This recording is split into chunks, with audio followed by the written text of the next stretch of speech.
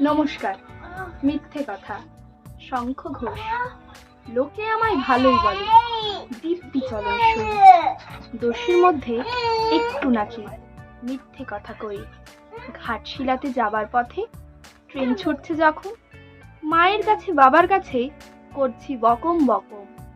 হঠাৎ দেখি মাঠের মধ্যে চলন্ত সব গাছে এক এক রকম ভঙ্গি ফোটে, এক এক রকম নাচে।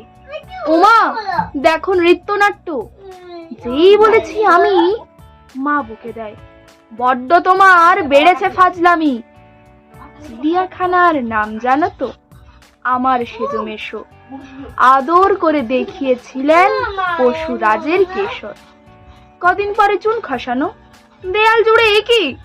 ঠিক অবিকল সেই রকমই মূর্তি যেন দেখি।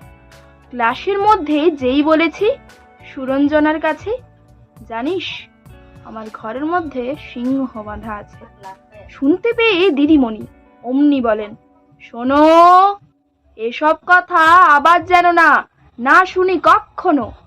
বলি না তাই, সেসব কথা সামলে থাকি খুব।